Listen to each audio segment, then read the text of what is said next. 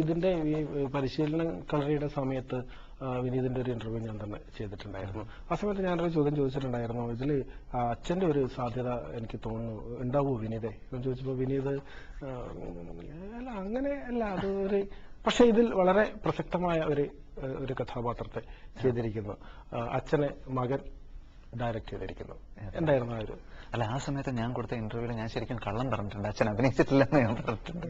പക്ഷെ എന്തുകൊണ്ടാന്ന് വെച്ച് കഴിഞ്ഞാല് അച്ഛൻ അഭിനയിക്കുന്നു എന്നുള്ളൊരു വാർത്ത ആ സമയത്ത് ഒരു ചെറുതായിട്ടൊന്ന് സ്പ്രെഡ് ചെയ്തിരുന്നു. അപ്പൊ അത് അധികം സ്പ്രെഡ് ചെയ്യേണ്ടെന്നുള്ള രീതിയിൽ ഞങ്ങൾക്ക് അതൊരു സർപ്രൈസ് ആയിട്ട് തന്നെ വേണമെന്നുണ്ടായിരുന്നു. അതുകൊണ്ട് ആ സമയത്ത് ഒരു കള്ളം പറഞ്ഞതാണ്. ഒരു നല്ല കാര്യത്തിന് വേണ്ടിയിട്ടൊരു കള്ളം പറയാം.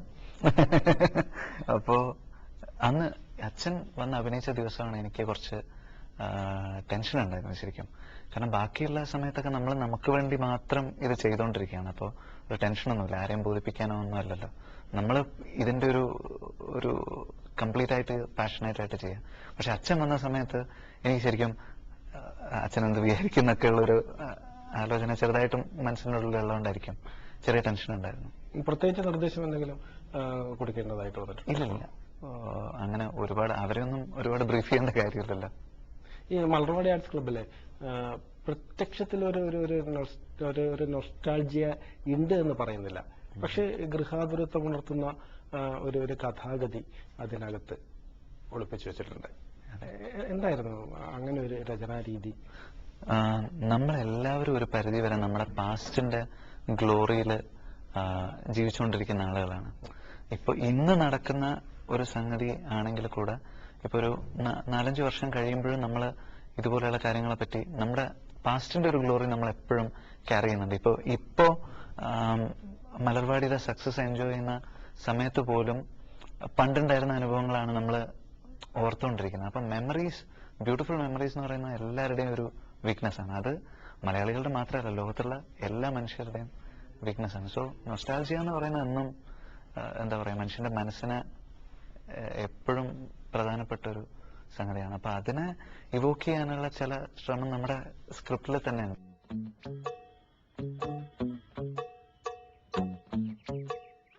എന്തെങ്കിലും ഒരു പ്രോഗ്രാമോ? ജല്ലിക്കുളം ഗോപാലിനെ കുറിച്ച് നിങ്ങളോട് ആരുമൊന്നും പറഞ്ഞില്ലേ? എടോ, മെഗാ ഷോയും സ്റ്റാർ നൈറ്റും ഒക്കെ ബുക്ക് ചെയ്യുന്ന സ്ഥലമായത്. സമയം മെനക്കെടുത്താതെ നിങ്ങൾ പോ. ചേട്ടാ, അങ്ങനെ പറയരുത്. ഏതെങ്കിലും ഒരു പ്രോഗ്രാമില് ഞങ്ങളെ കൂടി ഒന്ന്. താൻ എന്തോ ആയി പറയുന്നേ?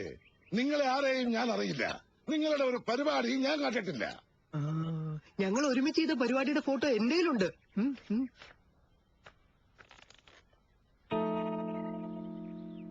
ഉപജില്ലാ കലോത്സവം 98. എടോ, UP സ്കൂളിൽ പഠിക്കുമ്പോ സംഘഗാന മത്സരത്തിന് പങ്കെടുത്തതാണോ നിങ്ങൾ ഒരുമിച്ച് ചെയ്ത പരിപാടി? ഒരുപാട് പുതുമുഖങ്ങൾ വന്നുകൊണ്ടിരിക്കുകയാണ്, അല്ലെങ്കിൽ പുതുമുഖങ്ങൾക്ക് പ്രാധാന്യം കൊടുത്തുകൊണ്ട് കഥകൾ ഒരുങ്ങിക്കൊണ്ടിരിക്കുകയാണ്. പിടിച്ചു നിൽക്കാൻ വേണ്ടിയിട്ട് ബുദ്ധിമുട്ടേണ്ടി വരില്ലേ? എന്ത് ചിന്തിച്ചതിനെ കുറിച്ച്?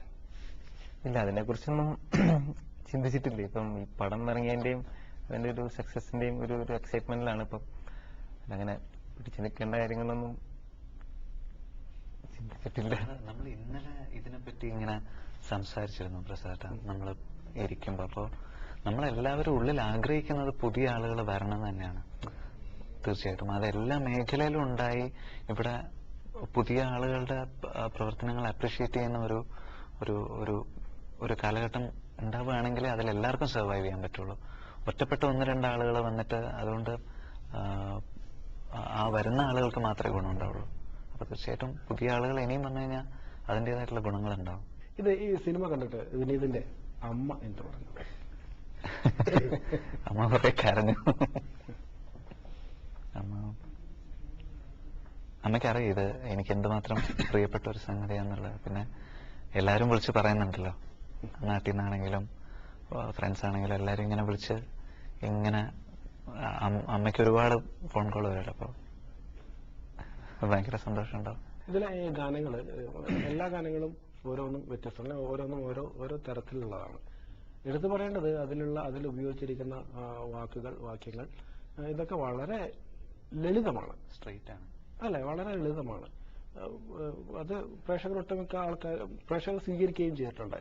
പക്ഷേ കുറച്ച് ഗഹനമായ സംഭവങ്ങൾ ഉൾപ്പെട്ടിട്ടില്ല എങ്കിൽ കാവ്യഭംഗി നഷ്ടപ്പെടുമെന്ന് പറയുന്ന വാദത്തോട് വിനീത് എന്ത് പറയും? അല്ല, തീർച്ചയായിട്ടും കാവ്യഭംഗിക്ക് വേണ്ടിയിട്ട് നമ്മളൊന്നും ചെയ്തിട്ടില്ല പ്രസാദ്. ലിറിക്കൽ പോയറ്റിക് റെഫറൻസസ് ഒന്നുമില്ല പാട്ടിലൊന്നും. അത് ഞാനും തുറന്ന് സമ്മതിക്കുന്ന കാര്യമാണ്. പിന്നെ ഈ സിനിമയ്ക്ക് മാത്രമായിട്ട് ഒരു ശൈലി എന്തായിക്കോട്ടെ എന്നുള്ള ഒരു രീതിയിലാണ് ചെയ്തത്. എൻ്റെ അടുത്ത സിനിമയിൽ ഞാൻ എഴുതുന്നതിനെ പറ്റിയിട്ട് എന്തായാലും അങ്ങനെ ഒരു തീരുമാനം മിക്കവാറും ഉണ്ടാവില്ല, എനിക്കറിയില്ല. പക്ഷെ ഇതിലെന്താന്ന് വെച്ച് കഴിഞ്ഞാൽ സ്ക്രീൻ പ്ലേക്ക് അനുസരിച്ച് തന്നെ പാട്ടുകൾ പോയിക്കോട്ടെ. ഇപ്പൊ പ്രസാദിന് സിനിമ കണ്ടതാണ്, പ്രസാദിന് അറിയാം നമ്മൾ ഒരു സോങ് പോലും ഇപ്പോ സിറ്റുവേഷൻ നടന്നുകൊണ്ടിരിക്കുന്നതിനിടയിൽ കട്ടു ഇമാജിനേഷൻ എന്ന് പറഞ്ഞിട്ട് വരില്ല. ഡയലോഗ്സ് പറഞ്ഞുകൊണ്ടിരിക്കുന്നതിന്റെ ഇടയിലാണ് പാട്ട് കയറി വരുന്നത്. സോ ആ സ്ക്രീൻ പ്ലേയുടെ കൂടെ അങ്ങ് പോയിക്കോട്ടെ എന്ന് വെച്ചിട്ടാണ് അത്രയും കൊളോക്കിയലാക്കിയത്. അപ്പൊ ഈ പാട്ടുകൾ ശരിക്കും പടം ഇറങ്ങുന്നതിന് മുമ്പ് ചെറുപ്പക്കാർക്ക് ഒരുപാട് ഇഷ്ടപ്പെടുകയും കുറച്ചുകൂടെ മുതിർന്ന ആൾക്കാർക്ക് ഇത് ഇഷ്ടപ്പെടാണ്ടിരിക്കുകയും ചെയ്യുന്ന ഒരു റിയാക്ഷൻ ഉണ്ടായിരുന്നു. പക്ഷെ പടം കണ്ടതിന് ശേഷം ഇതെന്തുകൊണ്ടാണ് ഇങ്ങനെ എഴുതിയെന്നുള്ളത് ആൾക്കാർക്കൊരു കുറച്ചുകൂടെ മനസ്സിലായിട്ടുണ്ട്.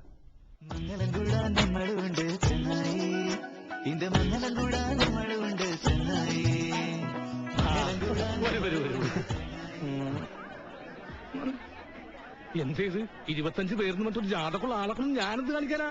ചേട്ടാ രസമുണ്ടോ? എന്ത് രസം? അതല്ല, കൂട്ടാൻ രസമുണ്ടോ? ആ